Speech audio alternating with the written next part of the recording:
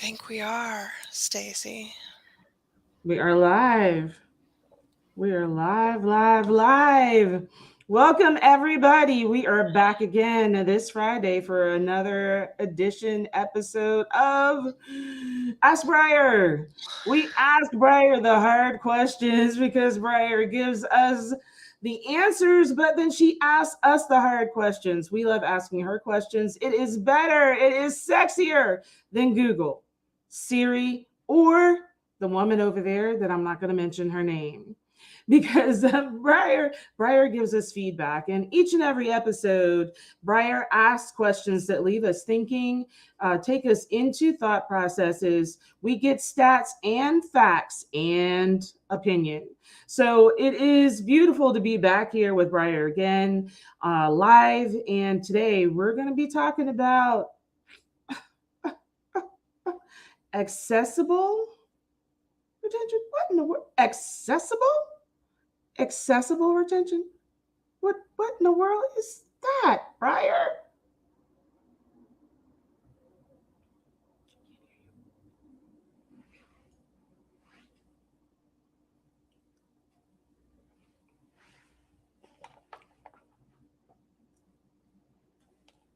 Volume. Briar, we don't have you yet.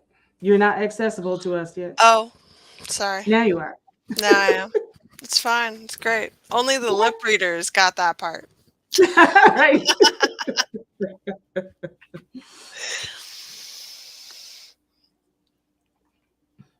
I spoke to a woman last week, and when she asked what I did, I told her that I project managed DEI initiatives and that the work that I was doing was making work accessible for Mm-hmm. neurodiverse people, and then we kind of sneak in the back door with more standard DEI and work life initiatives, right? Right. But it's easy to get people on board with what is going on in terms of neurodiversity. It's much easier to say, hey, you need to be more accessible in your programming for people's whose brains work differently. And she said to me, well, then I understand why we use this language, but that's not accessible. That's just a basic standard of employment. Right. Where? Nowhere, but it should be. And that's what we're going to talk about. All right. So let's take it back to for me. Mhm. When I heard the topic, because sometimes I get to grace with a topic, and other times, you brainstorm and you're like, here it is. And it's always rooted in something though, right? We're not picking these topics off of Ask the Public or, Google Trends or anything like that.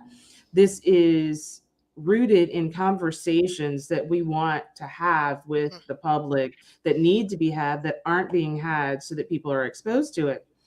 When I first saw the topic, immediately what came to mind is some of the things that employers are looking to put in place now to retain those that are considered to be mainstream because they haven't evaluated to figure out who's who, right? So we won't make any assumptions, but to maintain the mainstream because of the changes that were brought about with the pandemic and the mindset shifts that employees have had over knowing that there are options now available that were not available before, told they were totally impossible, outlandish. And I will speak from personal experience. When I worked for my last retailer, I asked for some flexibility with time. Now, I was a Mhm. retailer, so I had some flexibility in my day with the hours running till late. But being able to work longer hours in 1 week to have more consistent days off was not an option.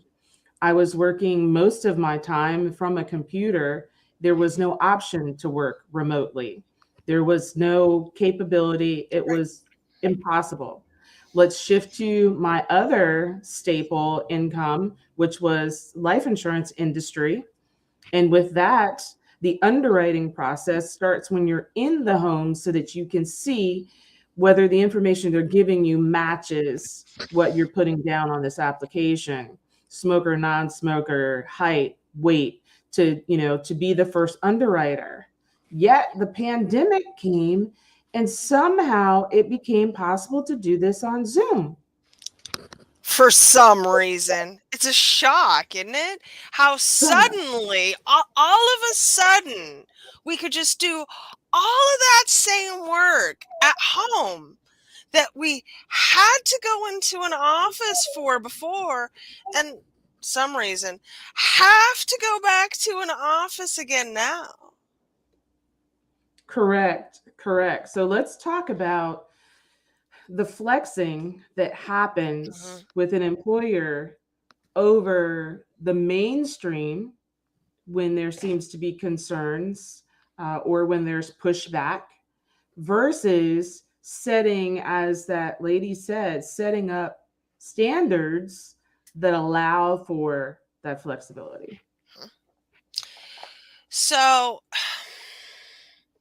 I think the pandemic really brought about a complete and radical shift in the way that the employee viewed work, not the employers, obviously. But Right. for so many people, it suddenly became evident that, oh, in fact, I don't have to go. And I don't have to do it when you tell me I have to do it. And hmm I don't have to do it the way I have been told I have to do it for so long. With very few exceptions, except for when the work is physically present or customer facing, right? hmm hmm Retail, restaurants, etc. The reality of work is that it fundamentally shifted. And we are not catching up the way that we should have caught up. hmm And accessibility towards neurodiverse employees is again the ground floor entrance here. And let me tell you why. Because when it comes to neurodiversity, and I always like to define things, so I will again here always, we consider someone neurodivergent when they have a neurological condition that cannot be changed or altered. So that is autism, ADHD, dyslexia, chronic depression, generalized anxiety, anything that makes those chemicals functionally different in the brain than for your average neurotypical person. And the reason it's important in hiring is that 1 in 5 people is estimated to be neurodiverse. And so that's potentially 20% of your workforce. It's probably more than that, but we'll just go with 20% of the workforce.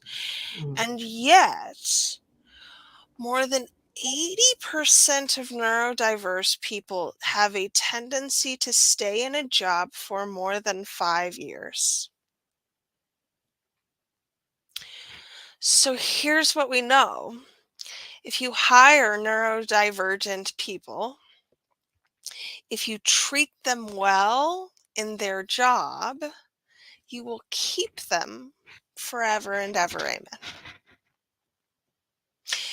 And as we know, there is nothing more expensive in business than a high employee churn rate. Mm-hmm. There is Mm-hmm. nothing more expensive than having to train new employees. Nothing more expensive than that.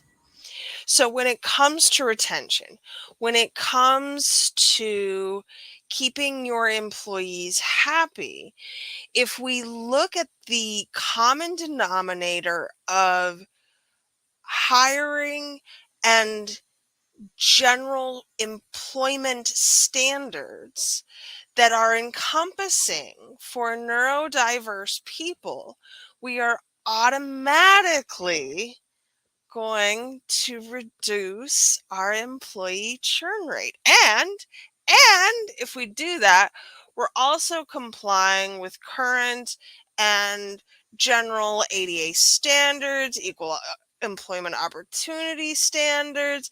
We get to hit all of these big check boxes of things that we're doing correctly in our business when it comes to diversity, equity, inclusion, belonging, those letters that we like to throw around and make plans for and then not actually implement.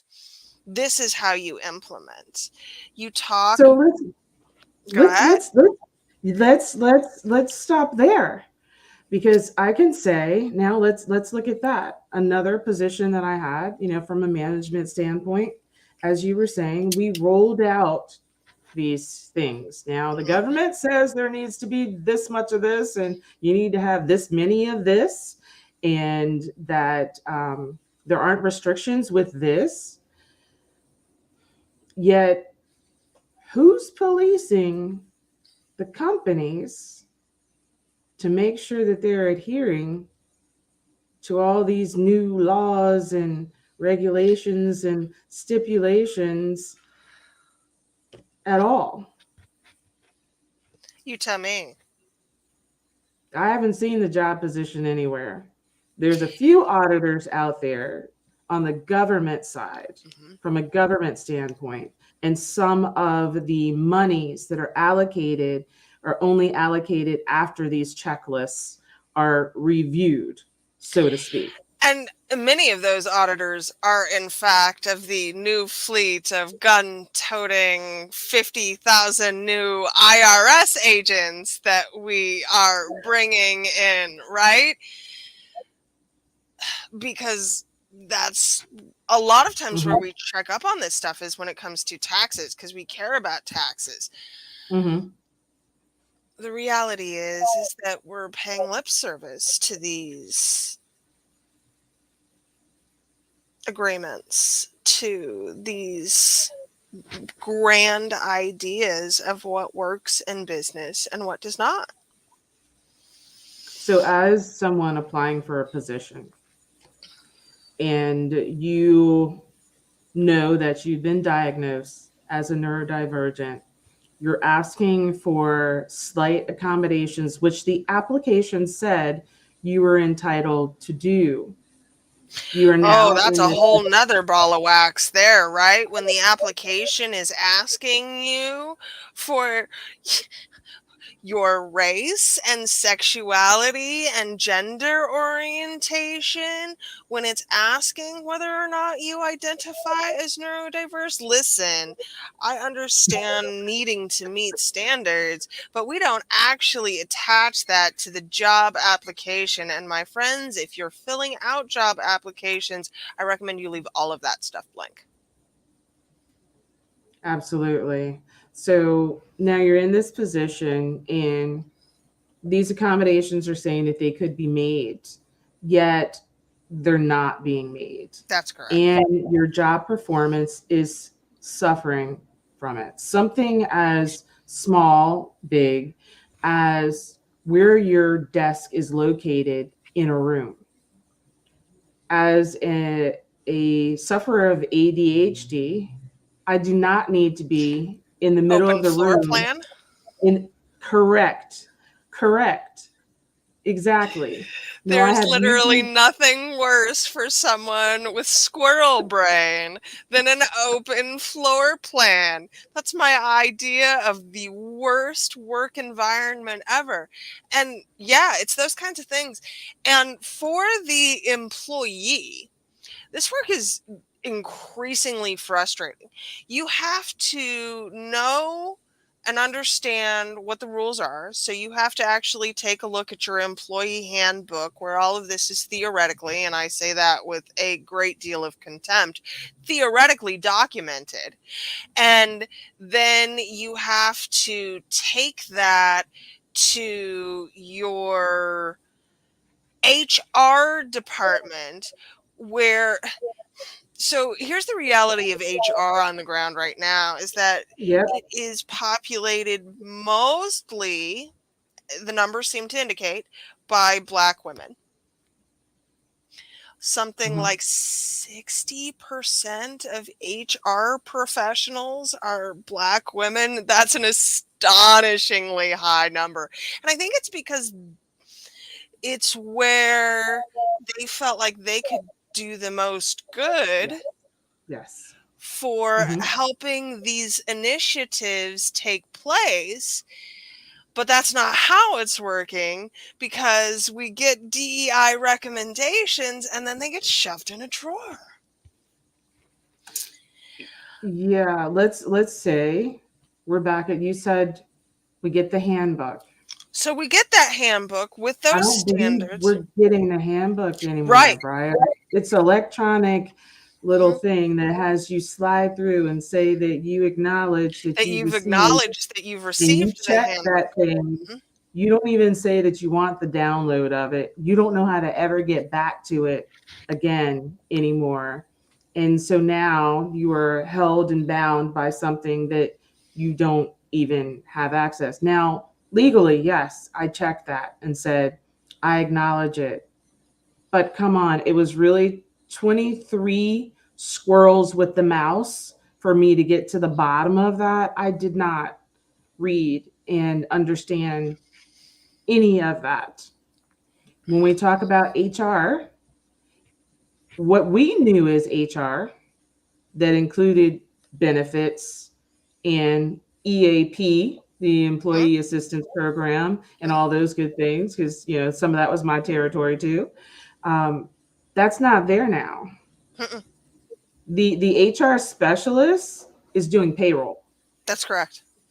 They have in no in a idea. not in a large percentage of companies because what's happened as churn has continued to increase, as employee turnover has gotten, and one thing that I think we really need to clarify here when we talk about the great resignation, that didn't start in 2020.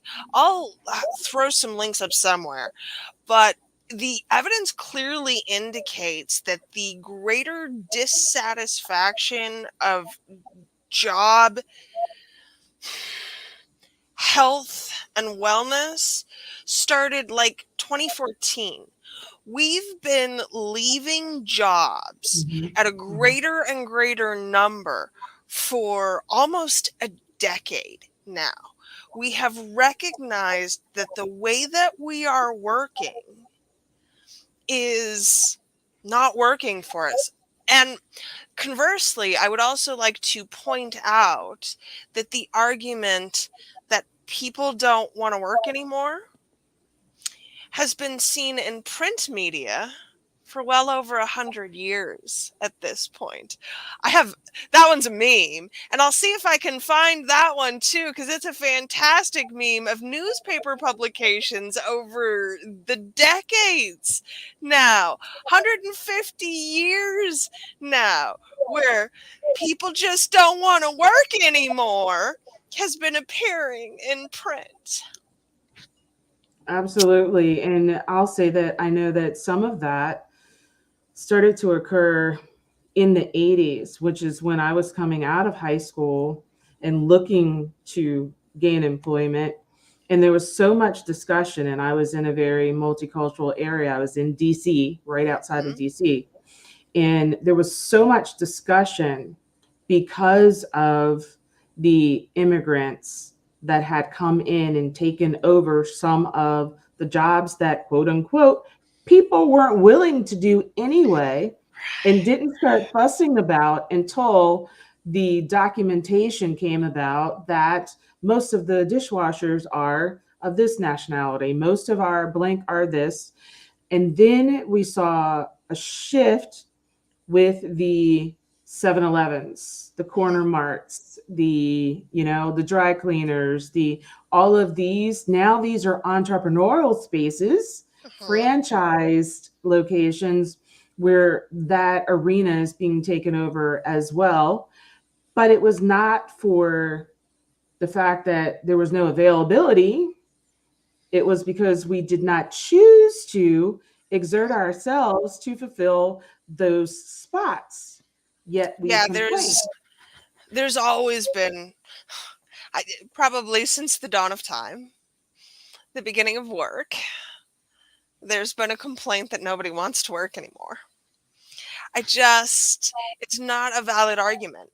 So when we concede that it's not a valid argument, that nobody wants to work anymore is not actually the problem when it comes to employee retention.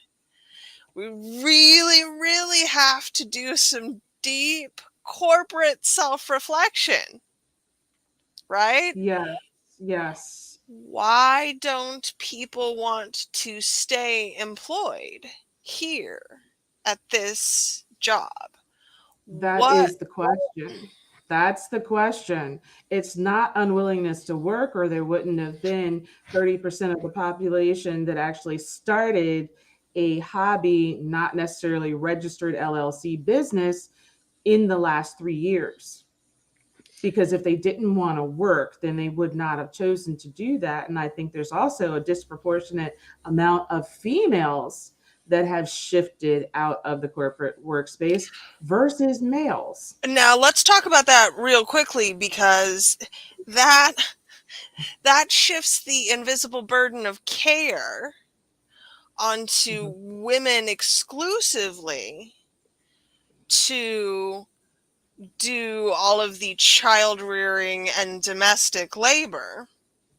What we know from time studies is that since the beginning of the pandemic, women have found their at home labor increased by more than 10 hours a week. That's absolutely insane. Oh, yeah. Oh, yeah. Some of that, and I've been married for 22 years to a Bless man your soul. who is as egalitarian as they come. We recently renegotiated dinner. I am now cooking 3 nights a week. He is cooking 2 nights a week. My daughter is cooking 2 nights a week. We did that because he needs to be able to sit with my middle son when he gets home from work to do his school work. This is not a man who babysits his children. This is a man who is fully 100% participatory in the affairs of our household. And even with that said, when the pandemic started, the first thing we did was get rid of our cleaning person. Hmm. We have since gotten that back, but somehow, after decades of work of me negotiating my way out of household chores, I still found myself with a now nowhere near 10 hours of extra labor. Let me be very clear about that. But even I found myself with more labor. So the average woman who is married to the average man found herself with approximately 10 hours. And I'd honestly bet that that was low. And when we talk about remote work as being the solution for caregivers in particular, we also are arriving at the same problem that we have when our HR people become payroll Yeah. employees, Mhm. right? Mhm. This is when we talk about quiet quitting, right? One of the Yeah. issues very specifically there is that people have decided to do the job description for which they were hired, not the 83 jobs that have been handed to them Woo! over the last 2 years as Mhm. churn rates have increased Yeah. and we have not hired appropriate replacements. We don't have anybody to do the and other duties as assigned. Like that's a whole half a person. That's That's a whole half a person. That's it's really remarkable the way that we have shifted the burden of work almost entirely to the employee, as though it is their responsibility to not only do the work but be fucking glad about it and glad about getting handed more work and more responsibilities. I okay. So don't. let's look at that. Okay. So there are some people that initially when they went home and they were working remotely and that was an option, there were some struggles, of course, because of technology. That was definitely a barrier for some. And you're talking about a lot of Gen Xers and baby boomers that are now shifting to work remotely. You go through the whole learning curve of the tech situation. Want You're to also hear a trying to tech manage. horror story? Because what Sure. happened there is that we started handing out corporate laptops with keyloggers installed. So now I'm using the company's device to do my work on it, and they are tracking my every single movement. They absolutely are. And we'll talk about that another session because I did Oh see man, that's a something. whole other episode, I'm sure. Yeah, yeah. So now I'm working my way through tech.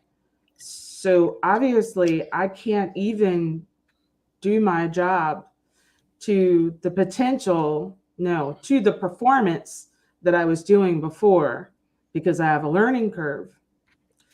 Once I semi master it to be able to fulfill my job, I actually realize that while I was at work, I did, let's just say for the 80 widgets. I Okay. processed 80 widgets at work. I am now home. I can process 80 widgets. I can do 3 loads of laundry. I can get on remotely with the kids and make sure that they are logged in and logged off of their classes. And I can do lunch Well, that's a during this. goddamn nightmare. This is same time frame. So now I'm forced to multitask.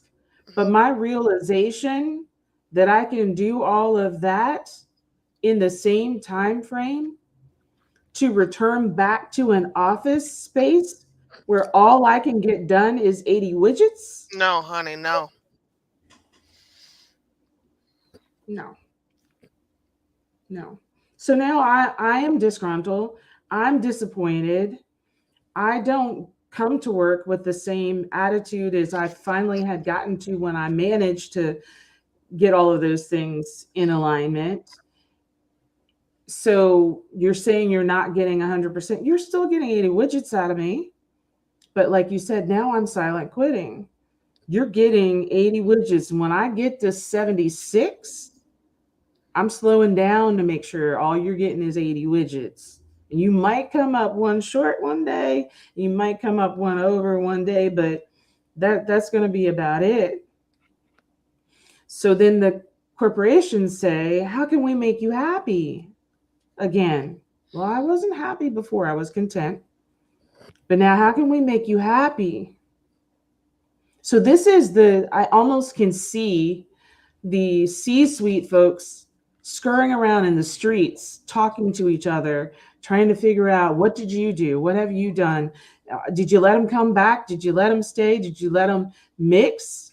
Because then there's some animosity, because some departments have been called back while other departments are home working half dressed, from the waist up. They're good and walking around in their pajamas and coffee breaks when they want to, and all of that. So, how do you balance this out, Briar?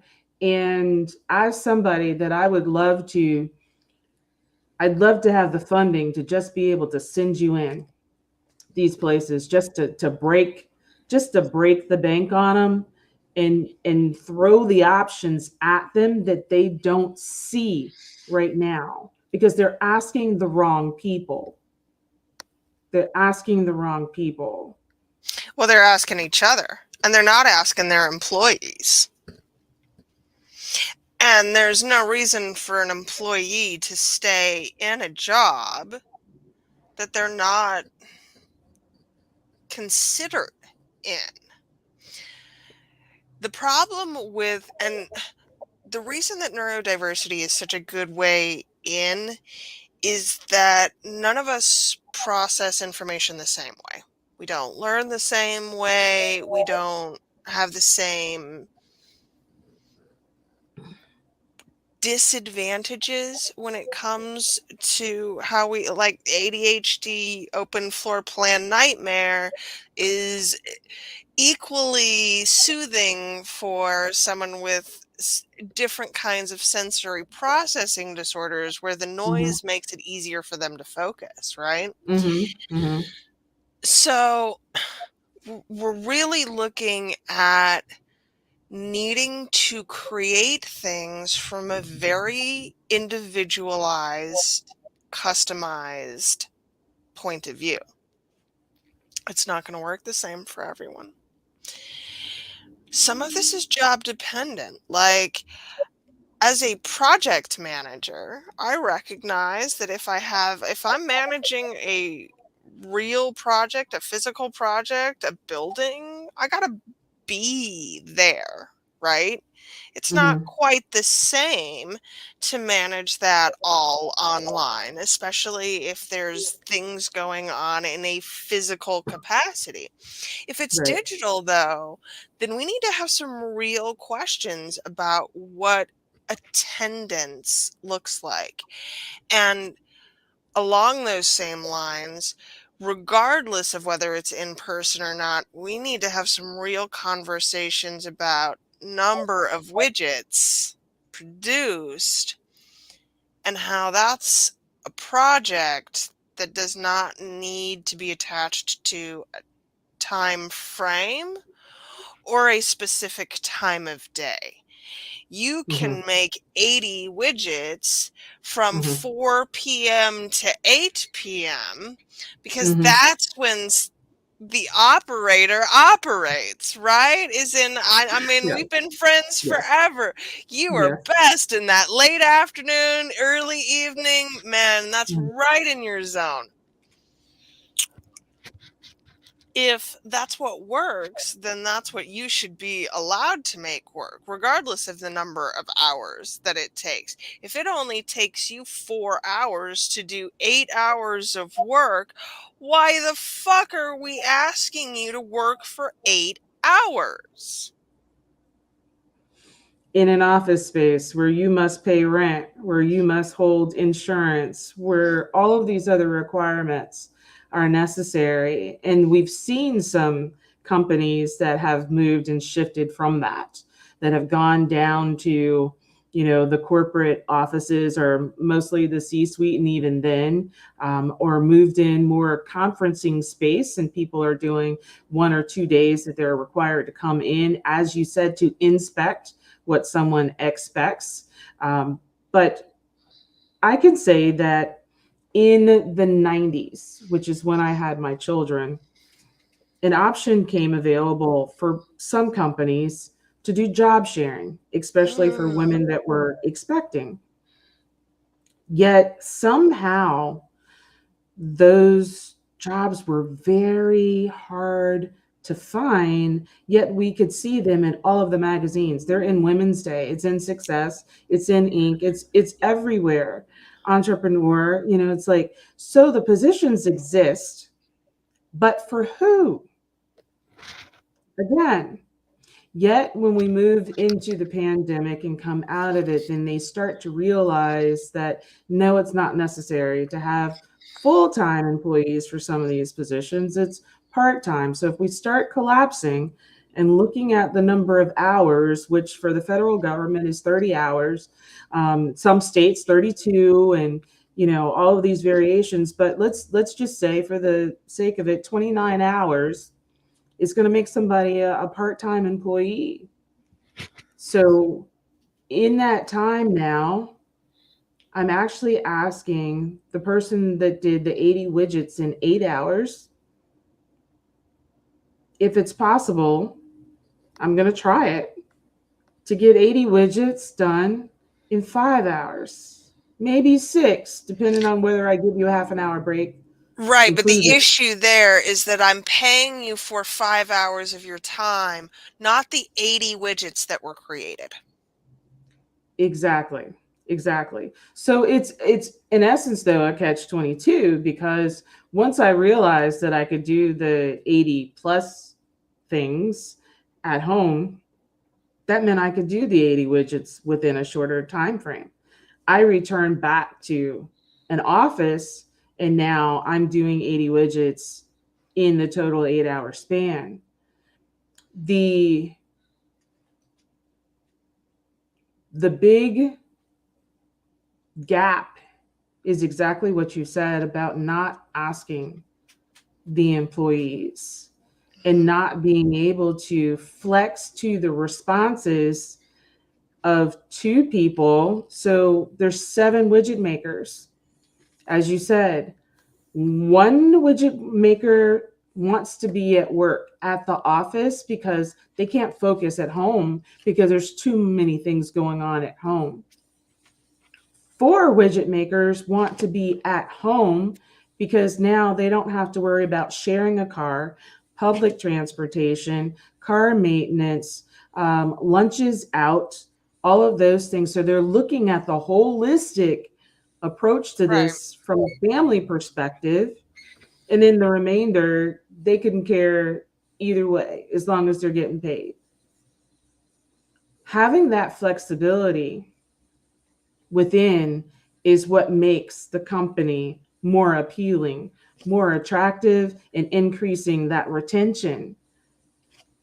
As someone that is neurodivergent, the fact that you're making me choose whether to stay in an uncomfortable environment because it's what I know versus going to somewhere that seems to be from the outside offering something that I would be more comfortable with is still causing an internal stress, which is decreasing my performance. It is causing more health issues, which continues to decrease my performance. It causes relationship issues to myself and with my family and my friends, which now isolates me even more. And I don't know why. And I say again, all of that still doesn't account for the idea that there are 80 widgets to be made, Where we're making them is irrelevant, and how much time we're spending on them is irrelevant. Because if I'm paying you hourly, I'm only ever going to get an appropriate hourly amount of work. If I pay you by project, if I say your job is 80 widgets a day, do them when, where, how, whatever, don't care. Do you think that it would motivate you to make more widgets if you were granted the ability to make the widgets in the way that you wanted to make them? If that shows as a surplus over 80 in which I may be compensated. Oh, absolutely. Again, project. Mm-hmm. Mm-hmm. But of Exactly. course, but of course, absolutely. Because So, what we found out is that there are actually people at home that can actually increase your productivity by adding in things on the reverse side of just like leaving and going out to lunch mhm, time. Now, that goes back to what you're saying. If my peak performance time, outside of just saying, ideally speaking, I can work any hours that I want to, and let's say I'm going to get 4 to 6 hours. If my peak performance time is from 11 to 4, 12 to 5, and my mandatory lunch is at 1, you have screwed with my performance. mhm.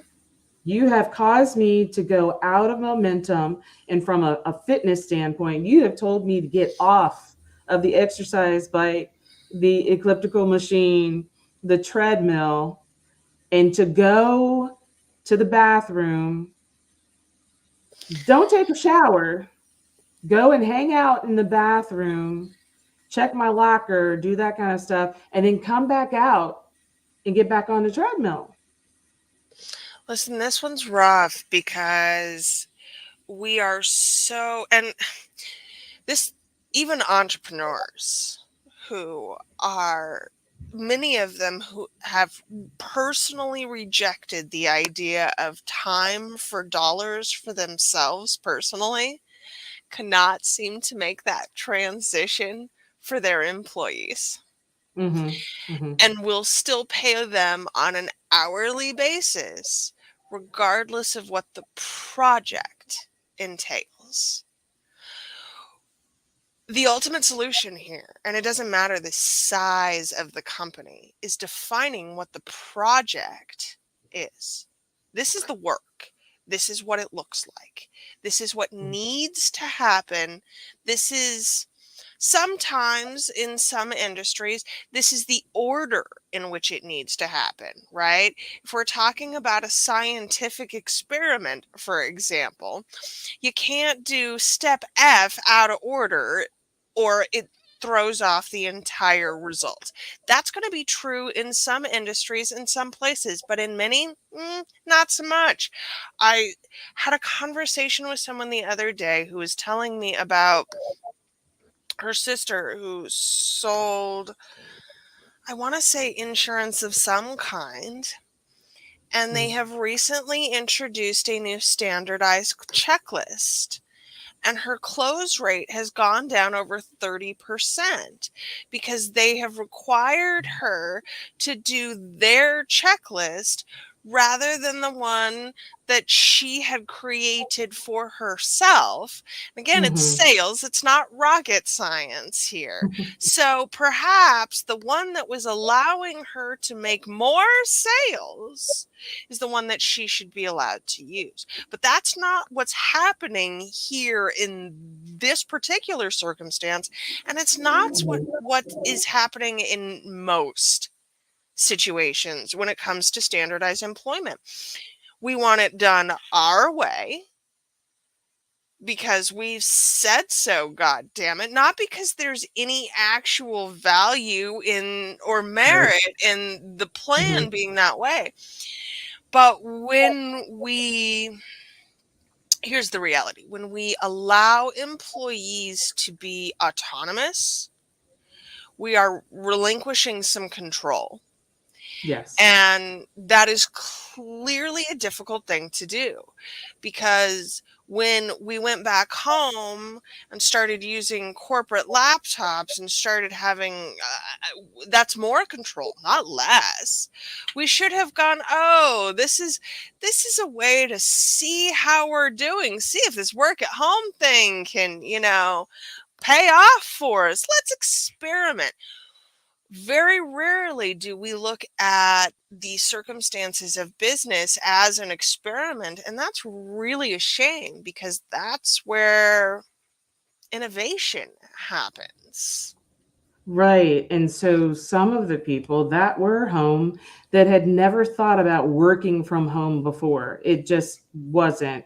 I could tell you, my mom would have never thought that someone was going to be working from home. And then most people still out of the baby boomer generation, if you were working from home, there is not a true acknowledgement that you were working. You were still capable of running to the grocery store or taking care of this for the kids or all of those kind of things. But there was some realization for some people that they did not have to be in the cage. They did not have to be in a brick and mortar in order to actually perform and get paid. Some of those people then shifted and said, well, then I can manage myself because I can do something like this. I can become a contractor. I can start a service. And in looking at the numbers, and I haven't looked lately, but as people were starting to ask because they wanted to shift out about doing service-based things versus having actual products that they were selling. Some people started, now I'm making soap from home, I'm doing shea butters from home, or I'm drop shipping from online.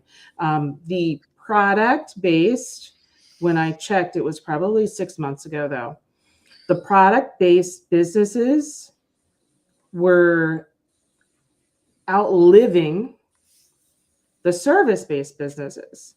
And I had to think, like, why in the world would this be possible? I know a couple of people that it's actually the opposite of. And I looked at the industries that they're in, the ones that have historically been micromanaged longer, the the object of having drop shipping and having products and things, it was easy. It was labor. I can set, as you said, I can set up 16 steps. I do these same 16 steps over and over again, and most likely I get the same results. Whereas the service-based industry was still depending on another person to give them feedback and to actually pay them for performance. So it was more difficult. There are not as many standardized things. There's not as many givens to the scenario. And now we find those people back in the workplace again, unhappy Hmm. again. And we've talked before about how internet business is often not real business. If you do not have an actual product or a service with deliverables, it is difficult to take that business and translate it into something outside of online spaces. Internet businesses have a real tendency to not do well in any economy, especially not this one, because without a product or service, there is nothing to build a relationship around. And while we are sold the idea that you can write a course and make $1 million, the reality of that is much harder. However, I think that we still get stuck when we think about business as a time-based entity, especially online, right? The internet never turns off. It's always going all of the time. And when you build a business in that constraint, it is very easy to convince yourself that you must be present all of the time because the business can be present all of the time, which then I think somewhat ironically leads to the exact opposite of what we think will happen, but it dilutes the results, right? If we're talking about 80 internet widgets, Mm-hmm. if I'm spreading those out 24 hours a day, they're significantly less powerful than if I am concentrating all of my widgets to one time, place, space. And I don't know how we make this shift fundamentally because it's true in real business, it's true in physical business, it's true in internet business. It doesn't matter what the business is. We've really got to get away from thinking that a project has to take a specific amount of time in either direction. And as we close this out, my question to you is going to be, to those employers out there that right now are struggling, they have done the brick and mortar, they were forced into remote during a period of time during the pandemic. Now they may have some employees that are still remote, but they're fighting to get them back into the corporate space. Yet the economics of it all say that that's not even what they should be doing because of looking at the rent. Now they can see that minus the electric bill and looking at the rent, that it's not necessarily the wisest decision to have the people inside a physical space, but they just don't know. So this is going to be the Ask Briar corporate consultation, that if I could send it as a video ask in somebody's email, would be your response to what you think they should start looking at or start doing. Well, far be it for me to burst the corporate real estate bubble. But I think the first question you ask is of your employees, and it's, how do you want to work? And I know that's not a great answer or an answer anyone really wants to hear. I say this because, boy, our viewership today has been absolutely dismal compared to one of our normal topics. No one wants to talk about this. Literally, no one wants to talk about this. And I think that when we look at asking our employees, the issue is that we don't want to hear the answers, right? Asking our employees, how do you want to work, requires us to listen, to hear all of the ways in which work hasn't worked in the Mm-hmm. past. And Mm-hmm. I don't want to look that in the eye. I don't want to hear or know all of the ways in which work has not worked for my employees because there's a reckoning there. Mm-hmm. But I think that's where it lives. If you are not ready to ask your own employees yet, feel free to ask the anonymous internet horde over on Reddit. Read the anti-work subreddit. Like, there's real discontent and in places where you wouldn't think there's real discontent. But it does not seem to matter how much money someone makes at this point in time, whether you Mhm. are a lawyer or a doctor or a teacher or a day laborer. There are real problems in work right now. Everyone feels completely overwhelmed. Everyone. This is like a universal complaint at this point in time. I hear the same from $250,000 software developers Mhm. that I do from $500,000 day traders, right? The Mhm. amount of money doesn't matter. What matters is that we are looking at work in a terrible light. We have absolutely got to figure out a way to get our employees involved in reframing what work means.